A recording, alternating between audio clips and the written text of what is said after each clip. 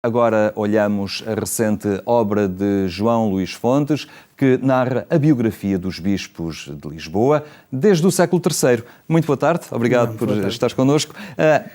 Realmente é uma história muito longa, desde o século III, estamos logo praticamente no início do cristianismo. Sim, no fundo este livro pretende fazer um bocadinho a história do episcopado de Lisboa, desde as primeiras notícias da existência de bispos neste território, com Potâmio, até aos patriarcas, na medida em que já existia e já existe uma obra sobre os patriarcas, na altura coordenada pelo Sr.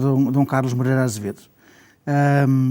E, portanto, a nossa proposta, na altura, dentro ou no contexto da preparação das comemorações dos 300 anos da criação do Patriarcado, foi completar essa série, dando as biografias dos bispos para trás, portanto, dos bispos e dos arcebispos de Lisboa. Não é fácil recuar tanto no tempo, não é? Não, e sobretudo isso traz dificuldades acrescidas, sempre dificuldades documentais, sobretudo anteriores ao século XII.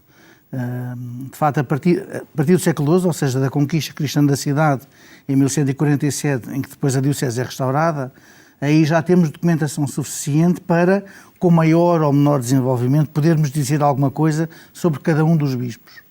Para trás, muitas vezes, o déficit documental causa-nos graves problemas.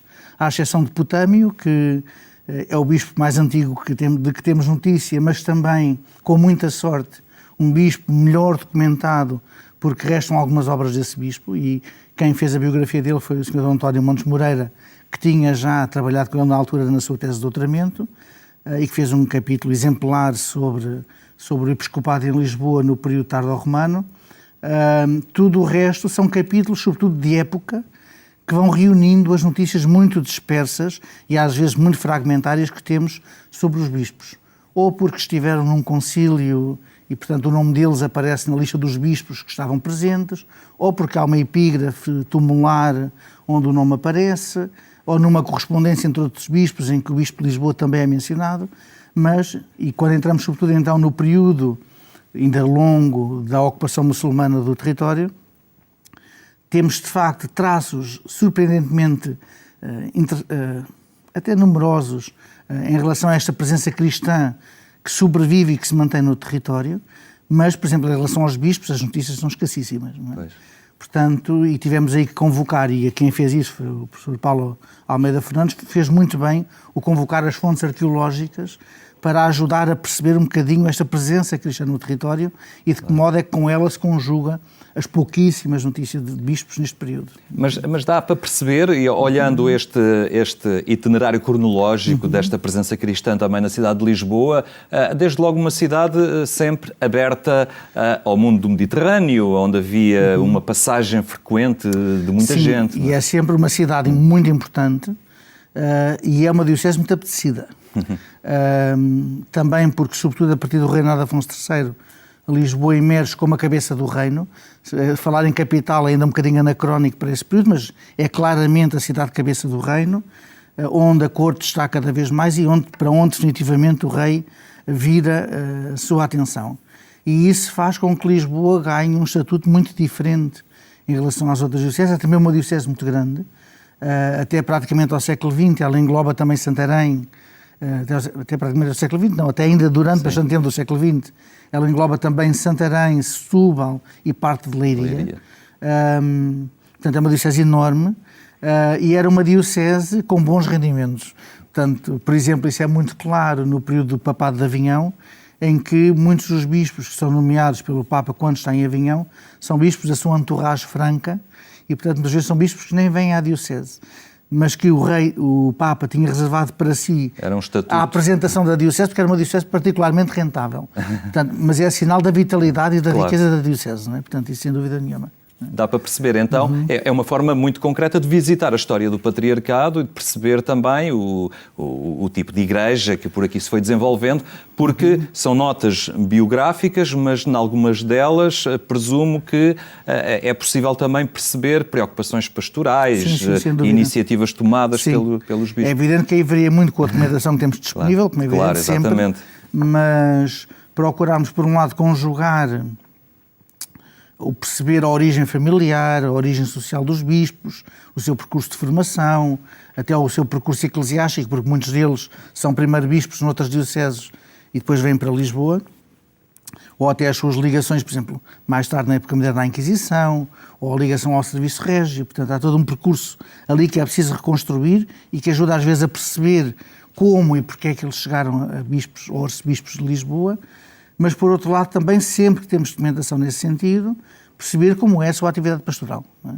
E apesar de tudo temos constituições, temos visitações, portanto há documentação que nos permite tomar um bocadinho o pulso do que foi a atividade pastoral de alguns bispos.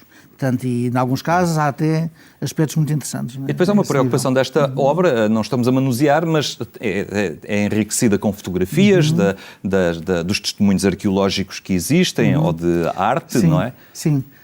Aqui houve uma preocupação grande, e esta é também, se calhar, uma diferença da obra que foi pensada por uma equipa. Portanto, a obra não sou só eu, portanto, eu acabei por dirigir a obra, mas primeiro houve uma equipa de coordenação em que as decisões eram tomadas todas em conjunto, com o professor António Camas Gouveia, a Maria Filomena Andrade e o Mário Farelo, e houve uma equipa em particular que trabalhou sobre a iconografia dos bispos, porque também tínhamos interesse em perceber como é que estes bispos e arcebispos se fizeram representar ou foram representados. Como é que a memória da sua passagem pela diocese se traduzia na heráldica, nos selos, na tumulária, nos retratos, nas obras que liam ou produziam, nas empresas artísticas que financiaram. Além de que isso, também é mais agradável para o leitor, que tem também outros registros e aumenta também aqui o leque, eventualmente, público interessado. É uma obra muito hermética? Ou pode... A iconografia foi muito selecionada em função de fazer sentido, sobretudo para iluminar e ajudar a perceber o percurso dos bispos e o modo depois como eles foram entendidos e vistos. Não é? Agora, tem aqui se quisermos, um leque muito alargado de fontes, que não só as tradicionais fontes documentais, mas onde a pintura, os selos, os túmulos, as fontes arqueológicas concorrem para nos ajudar a perceber melhor o percurso de muitos destes prelados. Portanto, é uma obra interessante para o académico, mas também para aquele que tem gosto pela história. E por sim, conhecer... sim, e para um público mais alargado. Claro. A nossa ideia, apesar dela parecer muito volumosa, é volumosa, mas foi pô-la primeiro num formato que fosse manuseável. Gostávamos que ela fosse um instrumento de trabalho. Portanto, a obra, às vezes temos a ideia que a obra está feita, é um grande monumento. A nossa ideia é que, passados uns anos, seja preciso fazer outra. Porque suscitou a leitura, o interesse das pessoas, a crítica, fez avançar a investigação e, portanto, há novos dados que depois nos obrigam a reescrever algumas coisas. Por outro lado, quisemos equilibrar um rigor de conteúdos, como é evidente, com uma linguagem acessível às pessoas e com um aparato crítico que não fosse excessivo.